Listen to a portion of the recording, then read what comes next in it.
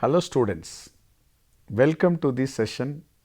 In the last session, we had a discussion on concept, origin and the features of fire insurance. In this session, we will discuss about scope and principles of fire insurance. It is our common experience that almost all immovable and movable properties located at particular premises such as building, plant and machinery, furniture, fixtures, fittings, another contents, stocks are susceptible to fire. The susceptibility to fire varies from property to property. For example, wood planks are reduced to ashes while steel structures get fucked and twisted. So, the chance or probability to properties getting damaged cannot be denied.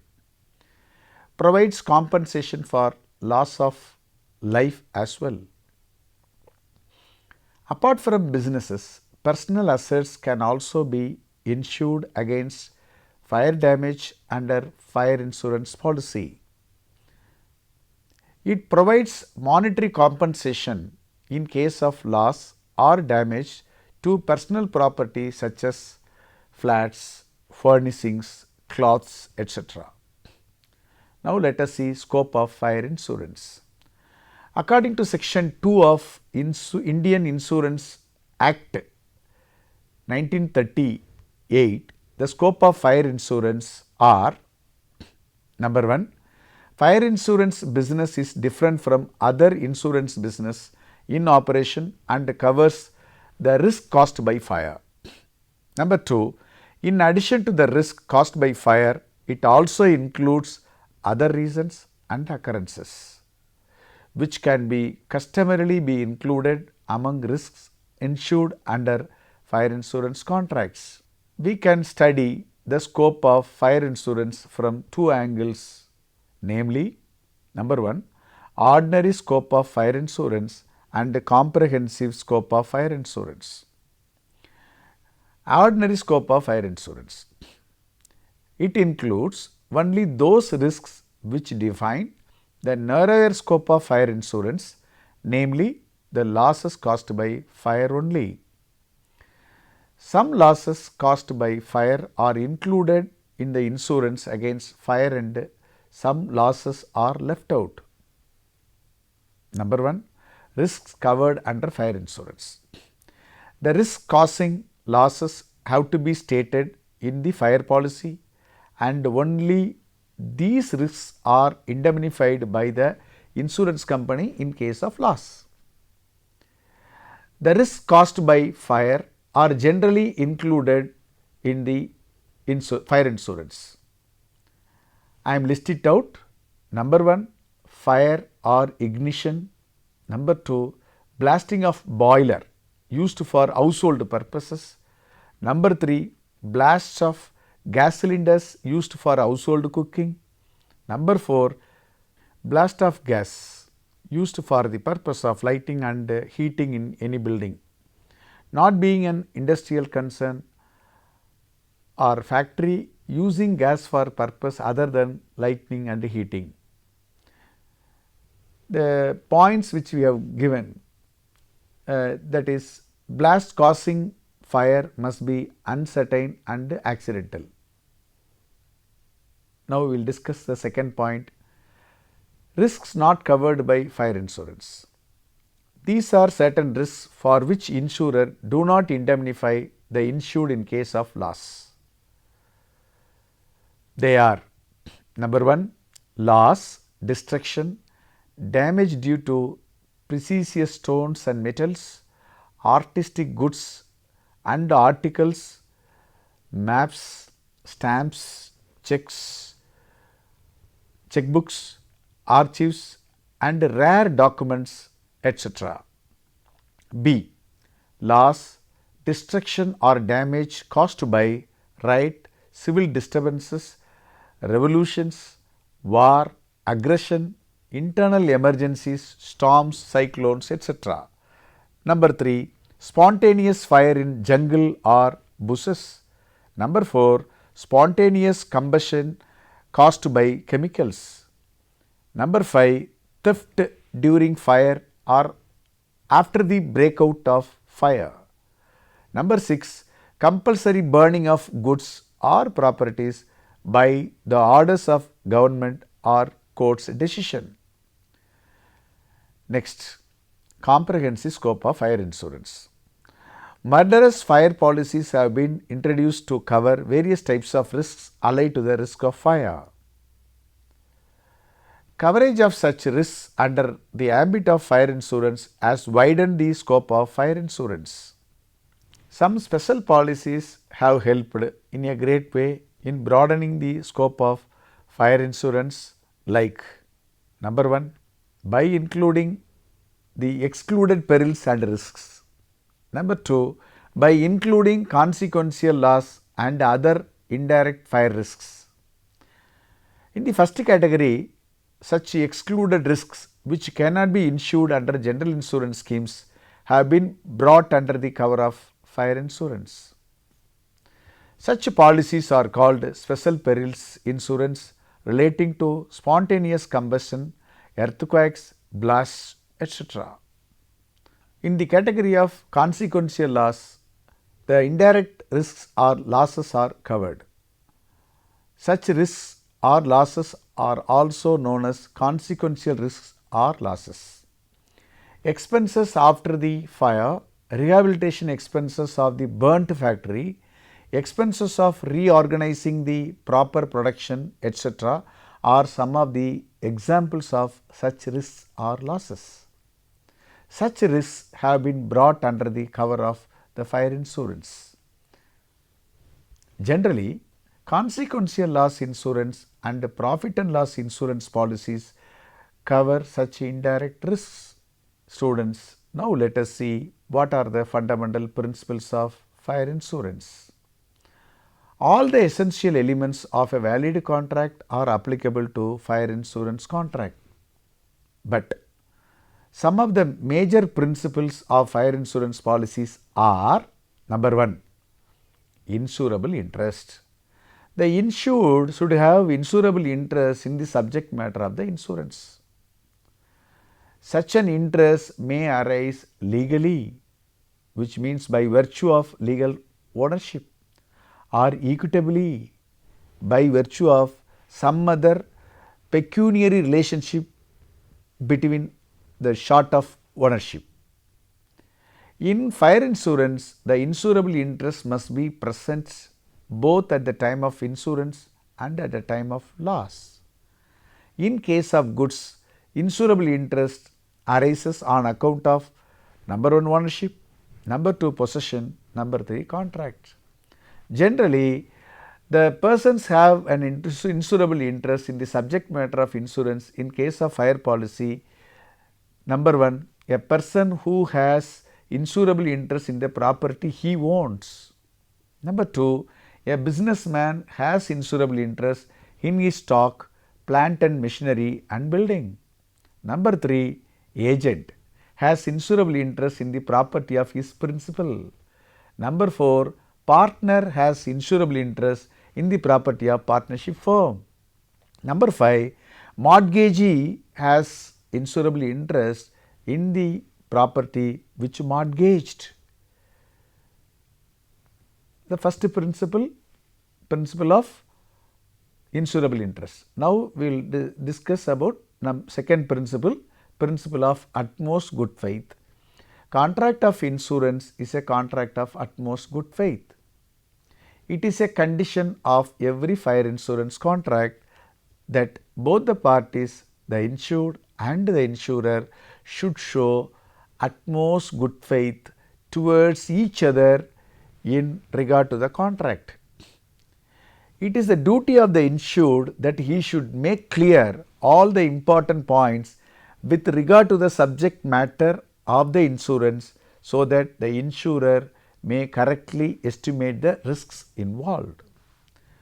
The insured should give information regarding construction of the house, environment, possibility of catching fire and possible measures that can be taken in case of fire. If the insured knowingly does not disclose the main points, in that case the insurance company can avoid the contract when it comes to know these facts. For example, Ram gets his factory insured and he does not disclose that there is a petrol pump in the neighborhood. If the factory catches fire due to some accident at the petrol pump, he cannot recover the damages from the insurance company due to non-disclosure of material information of good faith. Similarly, the insurer is bound to exercise the same good faith in disclosing the scope of the insurance which he is prepared to underwrite. So, failure to make disclosure of material facts makes the contract of insurance voidable at the discretion of the insurer. Let us see some of the material facts to be disclosed in fire insurance. Number 1, construction and description of building. Number 2, situation of the building.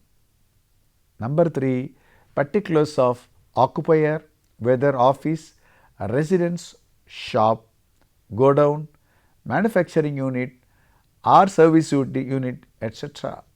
Number 4, nature of goods or material, normal, hazardous, non-hazardous, extra hazardous, etc.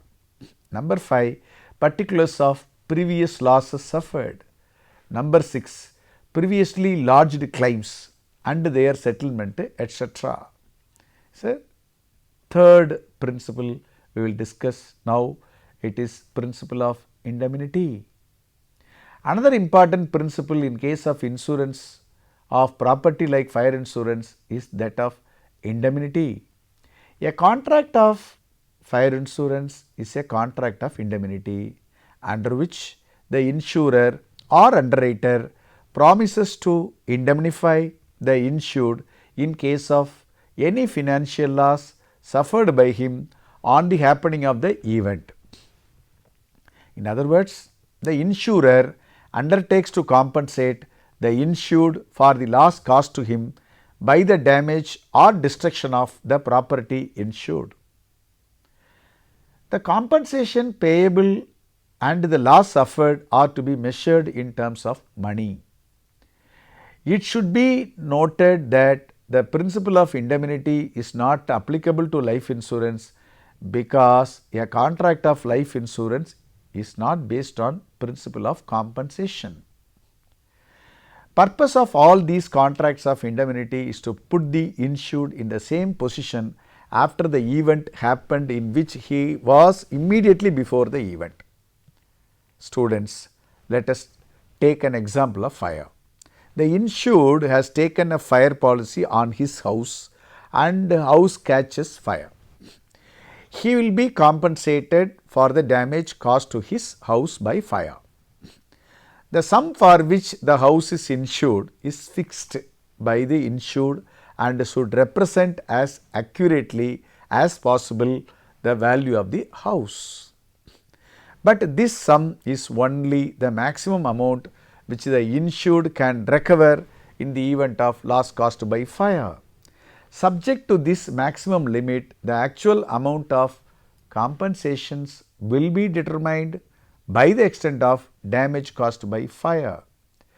The objective behind making the insurance of property subject to the principles of indemnity is to see that the insured does not make any profit by recovering more than the amount of financial loss occurred by him by such event for which he has insured the property. Now, what are the consequences of the principles of indemnity? The consequences of the principles of indemnities are: number 1, the insured can claim only the amount of loss sustained by fire only. Number 2, in case of partial damage to the property insured, the compensation for the amount of loss or damages alone, not more than that. Number 2, the insured must help the insurer to exercise any rights which he may possess against the third party in respect of the damages. If the insured has taken more than one policy from other insurer also, he is not expected to be indemnified by all the companies. The amount of indemnity or compensation is measured by various ways. The amount of indemnity for damaged building is the cost of repairing or reinstating the building to the pre-damaged condition. Next, for machinery, the measurement of indemnity or compensation of loss is restricted to the market value of the machinery after taking into account the amount of depreciation also. The indemnity may be in the form of either cash, replacement or reinstatement or repairing those damages. Number 3, it is subrogation. The doctrine of subrogation is a corollary to the principle of indemnity. The term subrogation means the right of one person to stand in the place of another. Under this principle, the insurer, after paying compensation, has got right to take away the damaged property which has some value from the insured, and insured should not be compensated twice. That is, by selling the damaged property and receiving compensation from the insurer for the same loss. Similarly, the insurer, after settlement of claim, stands in the place of the insured with all the rights and remedies against the third parties. Let us see one example. X suffers a loss of rupees 20,000 by fire. Y, the insurer, indemnifies X up to 20,000. X has another alternative to seek compensation. He may claim damage from the person for whose negligence the fire occurred. If X prefers to take the compensation from the insurer, he cannot ask the third party for compensation. But the insurer can recover damage from the third party because he gets rights of X after paying him compensation. That is called subrogation. Number 4, contribution. The principle of contribution applies when there is more than one policy covering the same subject matter against the same peril for the same period and for the same insured. In such cases, the insurer, after the payment of claim, he has the right to recover a proportionate amount from other co-insurers who are liable for the same. In other words, each co-insurer has to contribute the loss ratably to the insured. The next principle, it is causa proxima. The maxim causa proxima, not remote spectator, means that proximate, which means nearest cause, and not the remote one, is to be taken notice of at the time of determining the liability of the insurer. The insurer should try to ascertain the nearest cost of damage to the property which is subject matter of the insurance while paying the claim. If the property insured is burnt by the fire was preceded and brought into operation by an expected peril, the legal position depends upon whether the expected peril was the proximate cause of fire or not. Let us see an example for causa proxima. On account of fire, a wall of building was damaged and remaining standing for the several days. The municipal authorities, for the sake of public safety, ordered it to be demolished. While demolishing the wall, it damaged the adjoining building. The owner of the damaged house claimed the loss under the fire policy. The court held that fire was the proximate cause of loss to the other building and the claim was held to be payable because falling of the wall was an inevitable outcome of the fire. These are the fundamental principles of fire insurance. Students, in this session, we discussed about the scope of fire insurance and fundamental principles of fire insurance. In the next session, we will see about various types of fire insurance policies. Okay friends, have a marvelous day. Thank you.